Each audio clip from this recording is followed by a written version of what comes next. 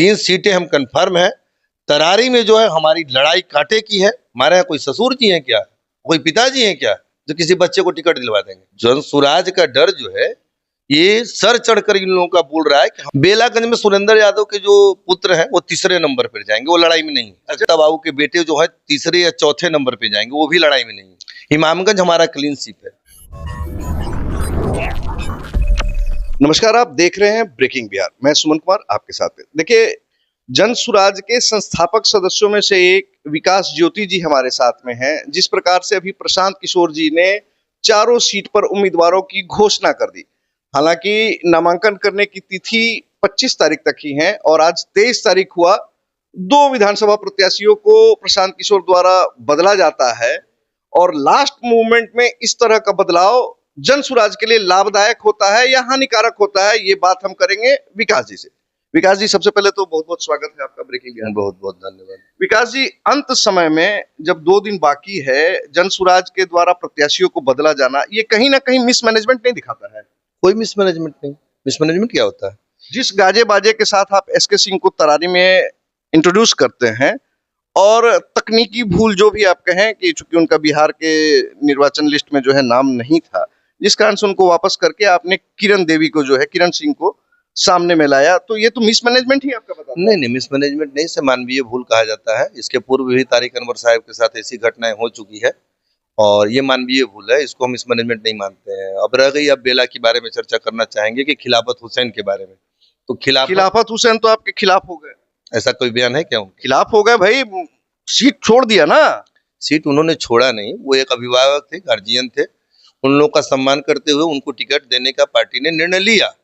लेकिन उन्होंने कहा कि जिस तरह से वहां दबंग प्रवृत्ति के लोग हैं, जिस तरह से लोग वहां दबंगता के साथ 8 टर्म से जो लड़ते आए हैं, उनके सामने एक युवा उम्मीदवार होना चाहिए और जो दमखम से लड़ सके और उनको पराजित कर सके। तो जनसुराज कोई परिवारवादी पार्टी तो है नहीं कि यहाँ किसी बच्चे को टिकट दे देना है, भाई जीतन राम मांझी जी के पुतों को टिकट दे देना है, सुरेंद्र यादव के बच्चे को दे देना है, वहां सुनील पांडे के बच्चे को दे देना है, वहां जगता बाबू के बच्चे को ऐसा तो कोई बात है नहीं। जनसुराज मतलब जनता का राज। जनता ने तो तय किया, जनता ने जो तय कर करके सुनाया, उसे हम लोगों ने तय किया है। जनता की आवाज पे हम लोग फैसला लेते हैं। हम लोग क्या, हमारे यहाँ कोई ससुर जी हैं क्या, कोई पिताजी हैं क्या जो किसी बच्चे को टिकट दिलवा देंगे। एनडीए ने जातिवाद से उठकर परिवारवाद किया, यही काम महागठबंधन के द्वारा भी किया। आप लोगों ने जाति का समीकरण को ध्यान रखा प्रत्याशियों को उतारने से पहले? हम लोगों ने जनता का ध्यान रखा है। जनता की जो आवाज आई है, जो जनता ने आवाज बुलंद किया, जिसके बारे में जनता का प्लेटफॉर्म से जिसके बारे में आवाज उठा, उसे हम लोगों ने टिकट दिया। हम लोग ना जाति का ध्यान रखते हैं और ना हम किसी के बच्चे का ध्यान रखते हैं। हम लोग जनता की बात करते हैं और जनता की अदालत से जो फैसला आता है उसी के अनुसार से हम लोग टिकट देते हैं। हम 1-2 विधानसभा क्षेत्र में हमारी टीम घूम कर आई है। हम लोगों को विभिन्न प्रकार के लोगों ने बोला, ज्यादातर जगह ये चर्चा हो रही है कि जनसुराज की स्थिति कहीं वोट कटवा बनकर मत रह जाए।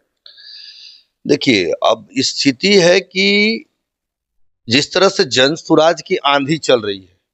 अच्छा, आंधी चल रही है? आंधी जिस तरह से चल रही है उसमें इन लोग को जो परिवारवादी पार्टी है, जिनके बेटा बेटी को टिकट दिया गया है, उनके बेटा बेटी नौकरी से कहीं बेदखल न हो जाए, इसका डर इनको सता रहा है। अब जनसुराज का डर जो है ये सर चढ़कर इन लोगों का बोल रहा है कि हमारे बेटा बेटी को जो रोजगार मिल रहा है, जो ये पेंशन योजना मिल रहा है, वो कहीं खत्म न हो जाए, इसका भय जो है इन लोगों को सता रहा है। 4 सीटों पर उपचुनाव होना है। अगर सीधे शब्दों में मैं पूछूं आपसे, तो आप कितने सीटों पर आशान्वित हैं कि इतनी सीटों पर हमारी जीत तय? 3 सीटें हमारी कंफर्म हो चुकी है। बेला 3 सीट कंफर्म भी हो गया? 3 सीटें हमारी कंफर्म है, बेलागंज, इमामगंज और रामगढ़। 3 सीटें हम कंफर्म है। तरारी में जो है हमारी लड़ाई कांटे की है और अंत समय में वो भी परिणाम बदल करके ही दम ले। तरारी में किससे लड़ाई आपकी काटेगी, माले या भाजपा? नहीं, वहां जो हमारी लड़ाई है वो भाजपा और माले दोनों से है, ठीक है, लेकिन अंत समय में जो लड़ाई हमारी होगी, वहां जो लड़ाई होगी वो भारतीय जनता पार्टी के साथ ही रहेगी। और अगर हम बात करें आपसे बेलागंज, चूंकि बाहुबली सुरेंद्र यादव कहे जाते हैं, उनके पुत्र को आरजेडी ने टिकट दिया है, तो वहां पर अब सीधी लड़ाई बेलागंज, रामगढ़ और इमामगंज में किसको देंगे? बेलागंज में सुरेंद्र यादव के जो पुत्र हैं वो तीसरे नंबर पर जाएंगे, वो लड़ाई में नहीं है। अच्छा, तीसरे नंबर पर 2000 से लगातार विकास जी 8 बार सुरेंद्र यादव विधायक वहां से चुने गए हैं, आप तीसरे नंबर पे भेज रहे वो हैं। तीसरे नंबर पे जा रहे हैं। बहुत बड़ी बात कर रहे हैं सर। बिल्कुल तीसरे नंबर पे वो जा रहे हैं, वो लड़ाई में नहीं है। जगता बाबू के बेटे जो है तीसरे या चौथे नंबर पे जाएंगे, वो भी लड़ाई में नहीं है। वो भी लड़ाई में नहीं वो है, भी लड़ाई में नहीं है, वो भी तीसरे नंबर पे जा रहे तीसरे नंबर पे जा रहे हैं। हैं। इमामगंज, इमामगंज हमारा क्लीन स्वीप है। इमामगंज में कहीं clean sweep कहीं किसी से हमारी लड़ाई नहीं है। वहां हम 20 से 25 हजार से ज्यादा मतों से चुनाव जीतेंगे। 20-25 हजार वोटों से ज्यादा से जीते। ज्यादा ज्यादा मतों से चुनाव जीतेंगे। तो देखिए, ये थे हमारे साथ विकास कुमार ज्योति जी, जो कि साफ साफ दावा कर रहे हैं कि 4 सीटों पे से तो 3 सीटें हमारी लगभग कंफर्म ही हो गई है। एक सीट जो तरारी बची है वहां कांटे का संघर्ष है। खुलकर नहीं कर रहे हैं सीधी लड़ाई में कौन सी पार्टी है।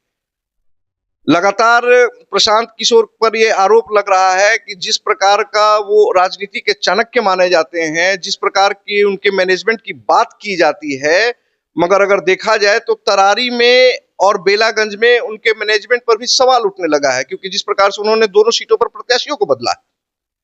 विधानसभा चुनाव 13 नवंबर को होने वाला है, 23 नवंबर को रिजल्ट भी आने वाला है। 23 नवंबर के दिन ही हमें पता चलेगा कि विकास कुमार ज्योति और प्रशांत किशोर के दावों में कितनी सच्चाई है। तब तक के लिए हम सभी को इंतजार करना पड़ेगा। नमस्कार।